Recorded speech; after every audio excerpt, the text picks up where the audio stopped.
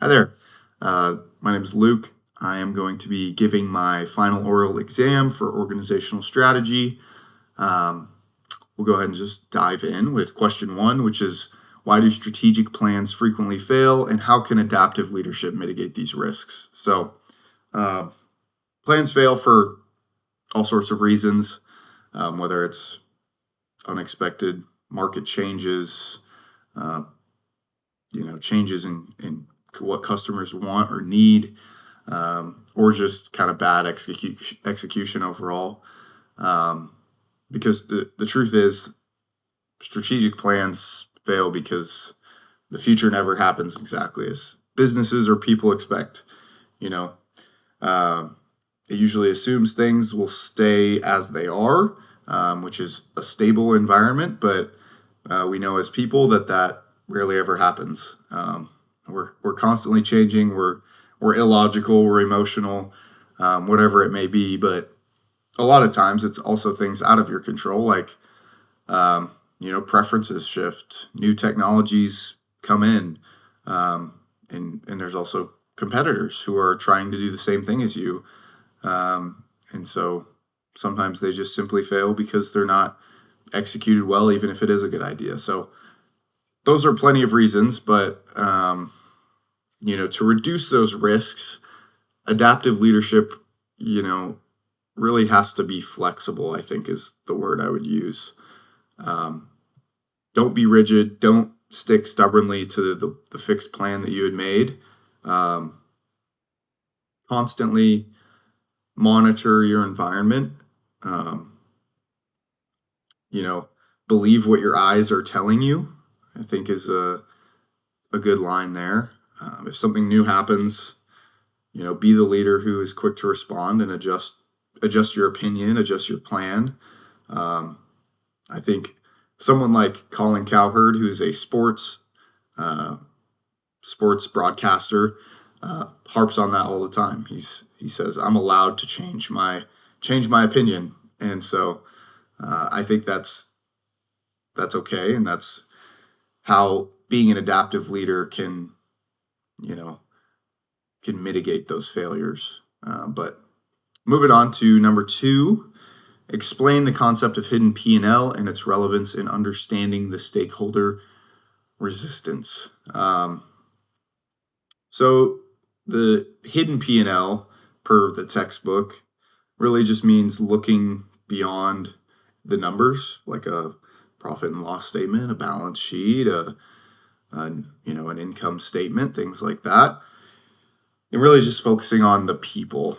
Um, so understanding the hidden reasons behind why people resist or support change within a company. Um, I think a good example of this happened recently in my company. We merged in January of this year, and it's come with a lot of change, kind of like the book "Who Moved My Cheese," which talks a lot about that change in organizations and how to best you know take that on, or the attitude to have for that. But from a leadership perspective, um, you can't look just at the numbers because these hidden worries aren't obvious financially, but they are important and strongly affect people. Um, so understanding that helps companies see the resistance, not just as stubbornness or not willing to change or anything like that, but it's just people trying to protect what matters to them or what they're used to. And so I think by uncovering those reasons, companies can communicate better. They can address people's concerns and just reduce that resistance to make those changes a lot smoother. Um, like I said, with my company changing, we had to change our CRM. We had to change a lot of different things, but we were all working together. The leadership was upfront about explaining the resistance and um, you know having good communication throughout all of that. So I think that was really helpful and worked out well. 7 months in so far. So part two, number three, describe how the industry life cycle affects strategic decision making use an example from a real life industry. So industries go through these stages: introduction, growth, maturity, and decline. And these stages really, they decide and partly explain how companies decide to compete. At least it's easy to look back on. And the example that I like to point to is Apple for iPhones, or really just computers in general. So in the beginning, they focused on innovation. How can we enter the phone market? They experimented with the iPhone and it took off. I think we really like touchscreen phones. And then they entered kind of that exponential growth stage where they just tried to get as many customers as possible. There's been many companies that also rapidly expand globally and do things like that. I mean, I think of Netflix. You could even say like Nvidia right now is capturing the computer, the GPU side of computers, whereas someone like AMD and Intel are on the CPU side. Just as far as AI goes. But next is the maturity stage, which that's where they're leaning into what they're good at. Companies focus on becoming more efficient, productive, cutting costs, differentiating their products. So Apple's constantly trying to stay a step ahead of Samsung and whoever else they're competing against. They're making shipping easier. They're making everything inside the business more profitable. So, yeah. And then you enter the decline stage, or hopefully you don't enter that stage, where you either basically adapt or die. And Apple, I would not say has reached that stage, but something like a newspaper company probably went through that because newspapers have mostly moved online. The physical stuff that our parents used to read, not really in demand these days. So yeah, those are the 4 stages, the examples, and really just recognizing the stage helps leaders make good decisions. It could be about anything like investments, the products they go after, the markets they're targeting. So yeah. Number 4, what are the major risks and leadership challenges associated with implementing a blue ocean strategy?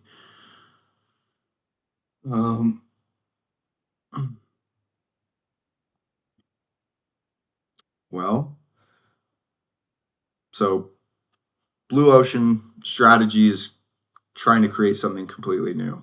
I think this year I wrote in my paper about Tesla because they didn't really have any direct competition.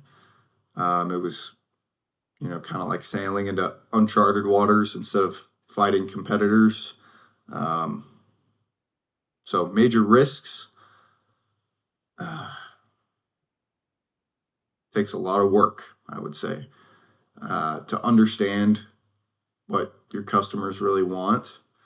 It's hard to predict, if the things you're bringing are completely new.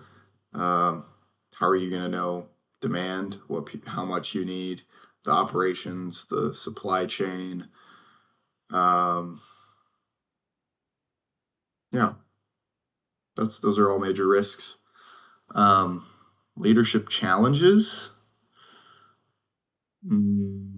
Leaders have to get everyone on board for going for something like this. I think someone who's like innovative, like Elon Musk, is super genius smart that he's able to logically galvanize people into these kind of new and risky ideas.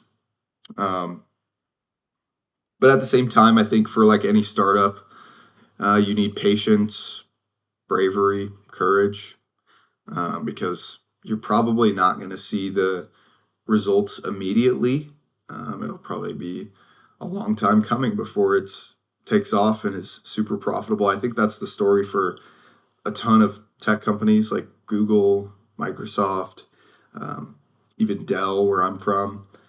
Uh, they in their own way. I know it's all kind of like computer and tech, but they all found their own niches, and they um, kind of probably faced some of the same leadership challenges. Um, so yeah, risks, I would say misjudging customer desires and understanding your market demand, and then for leadership, convincing others, handling all of the uncertainty, and um, going through those initial failures. Um, Number 5, compare and contrast the strategic approaches used in emerging versus mature industries.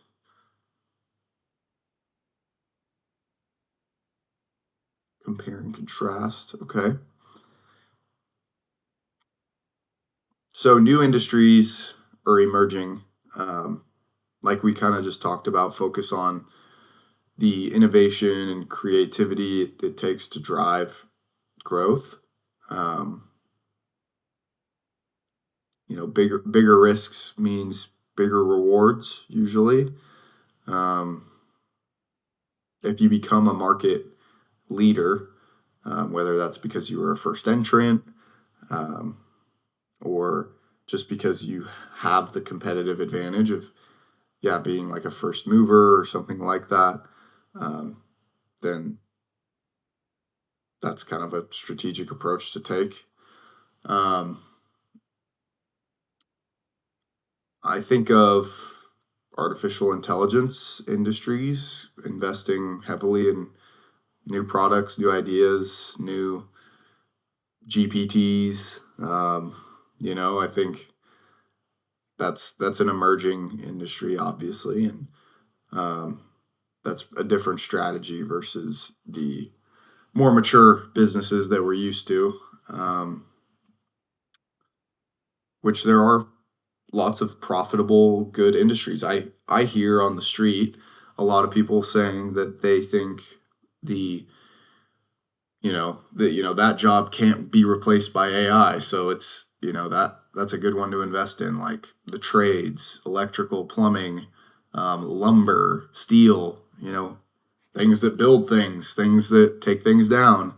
Um, and so I think the strategy for those companies is become more efficient, reduce your cost, make tiny improvements every day to beat out your competitors.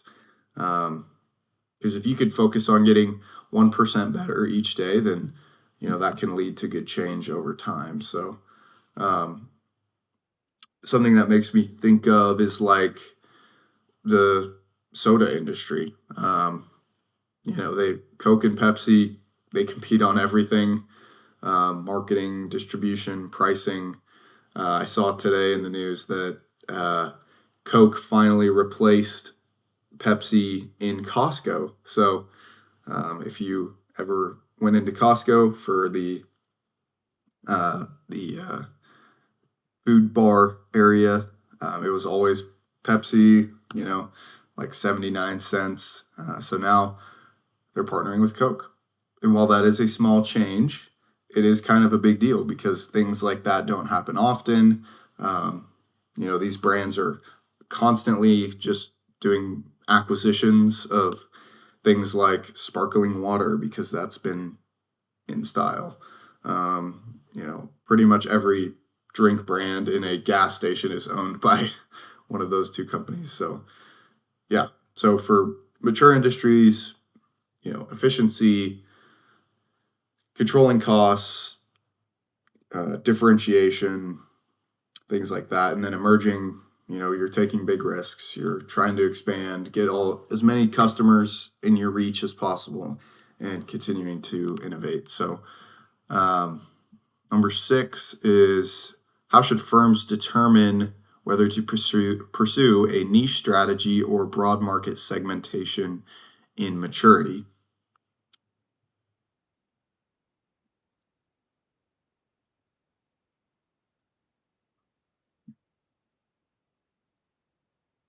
So in a mature industry,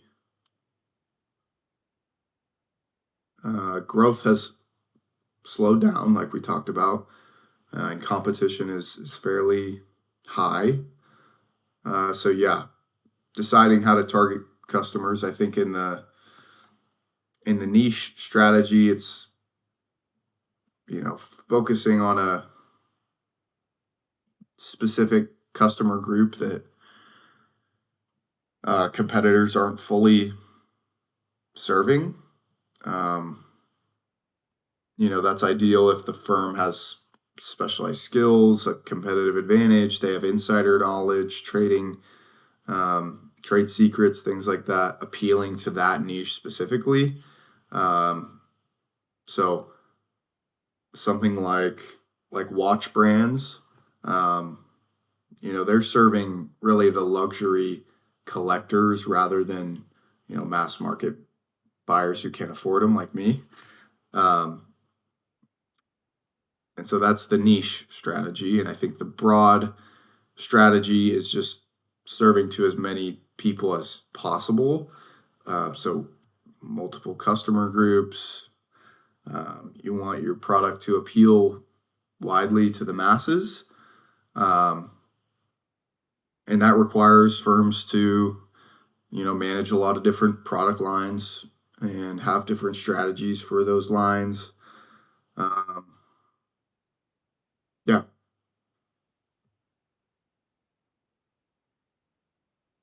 So, okay, yeah. So explaining those two, I think companies, you decide based on what you're good at.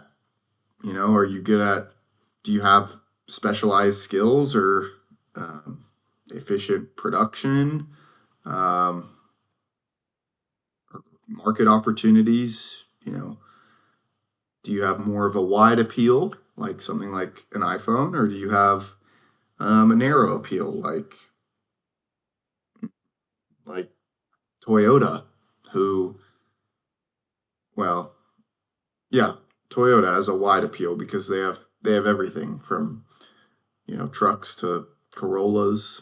Um, or do you want to be like do you want to be like Pokemon, where you're only you have your small niche and really you make money on people who are like the collectors and whatnot. So decide on what you're good at, but those are the kind of two strategies I would say. Um, so number 7, how should a firm assess the health of its business portfolio? What are the key dimensions, models, frameworks to evaluate? Um, how should a firm assess the health of its business portfolio? So the portfolio is just a collection of all the businesses or brands it owns. Um, so I think of the BCG matrix,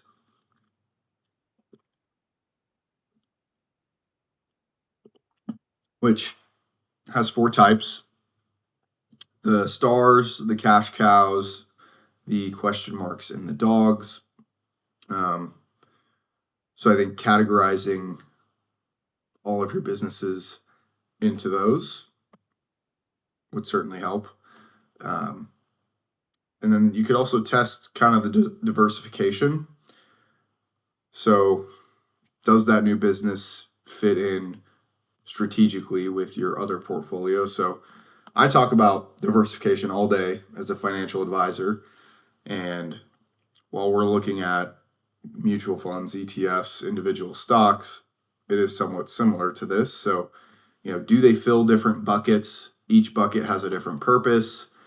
That purpose is broadly defined by your overall strategy. So for us, we follow modern portfolio theory. So we think having certain percentages allocated to certain asset classes, you know, does that align with the strengths? Do they add value to the entire portfolio? And do they improve your performance, your goal to get an increased rate of return? Um, So yeah, I think those are the key ways to do that, and kind of the how the firm can assess its health by using those BCG matrix and just the strategic fit and their value creation overall. Um, sorry.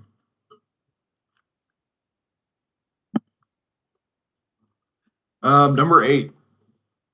What are the strategic trade-offs between geographic and horizontal diversification? Um, so geographically, going into new areas, new regions, countries, or horizontally expanding into new but related products. Um, so geographically going to new areas, what are the trade-offs? So pros and cons. Well, you're becoming more diversified, which is obvious in the name, but you're not depending solely on one region like the United States, one group of people. You're opening up fresh opportunities for more reach, more people, and maybe even faster growth. I think we wrote an essay this semester on Starbucks going into China. Um, I think they've really mostly successfully expanded into Europe and Asia, and they've kind of spread out its risk essentially by growing that new coffee customer base. Um, some of the cons is obviously you have a new landscape of competitors, like we talked about in the Starbucks case. Um, Adds a lot of complexity. So you have different cultures. We touched on that in our last essay um, I talked about going into China potentially. And then you have new laws, new preferences, new business practices. Um, and yeah, for my example, it was Red Lobster.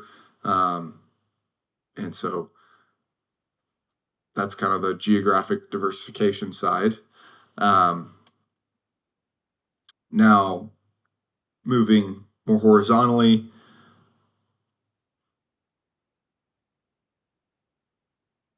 you're leveraging what you already know. So all of your strengths can carry over.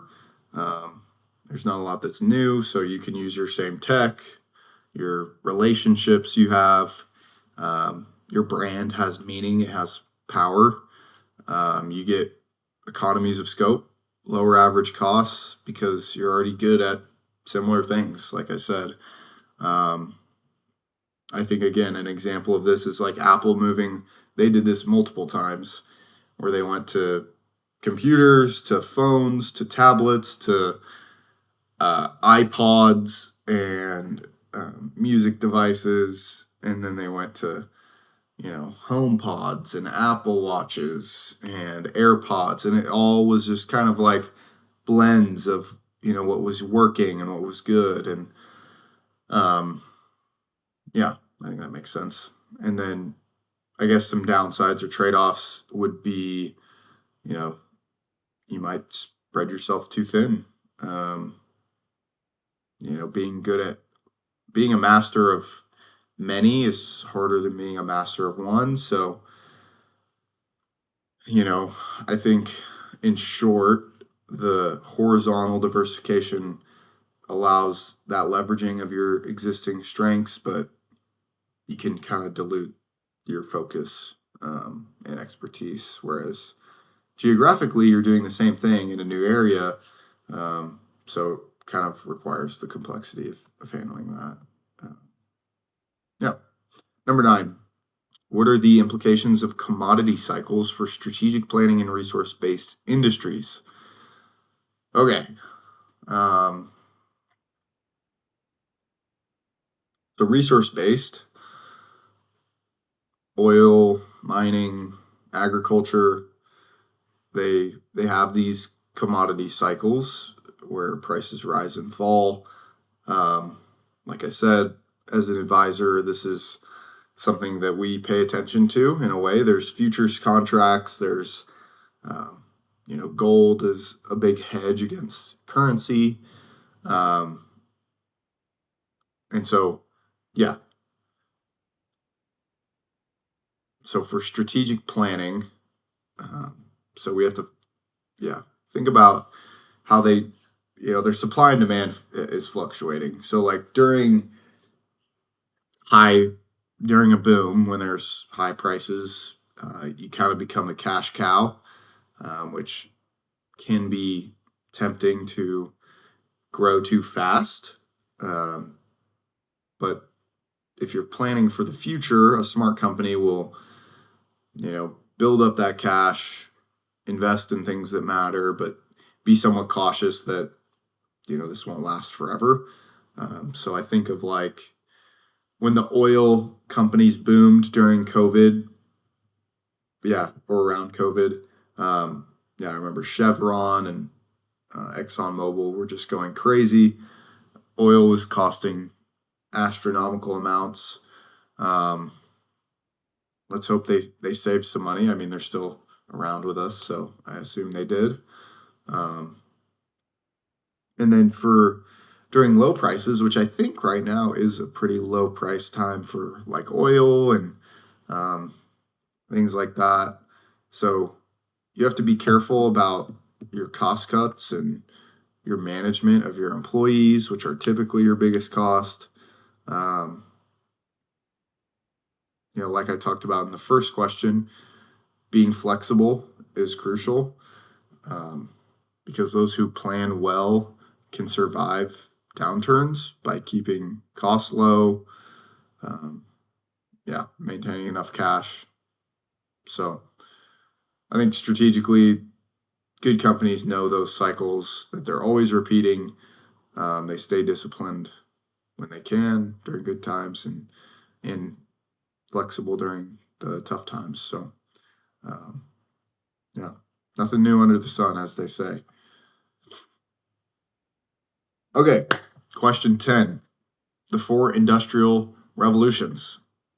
This is a fun one. I like this because there's actually um, a lot of fun science fiction that I'm into, like the three body problem does talk a lot about the revolutions, and it does get into how technology expands in the future and like shipbuilding and space stuff and things like that.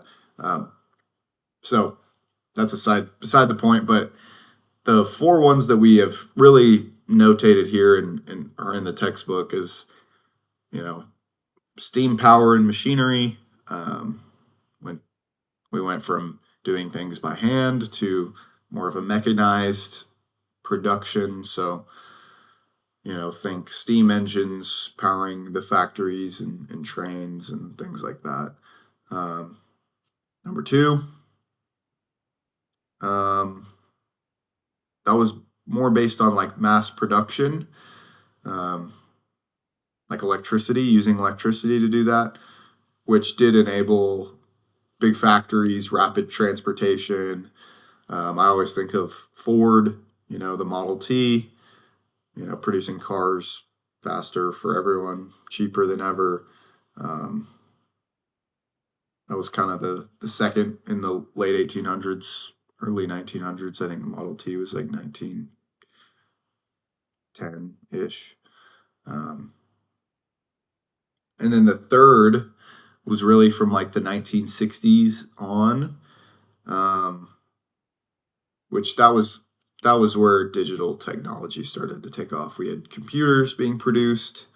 That led to some automation, productivity, things that we had never seen before, like, things in manufacturing became automated. We have really, I think the biggest takeaway is the improved communication that we had with people and with these machines. But, you know, from that point, we had computers becoming common in offices, factories using robots to build cars and products and all sorts of things. So that was really one of the biggest revolutions that we have had. Um, yeah. And number 4 is kind of our current era, which of course has to do with AI. But really, robotics, generative AI, cloud computing, even the Internet of Things, just in general, um, creating smart versions of everything from factories, supply chains, uh, even just decision making. So I think an example of that is like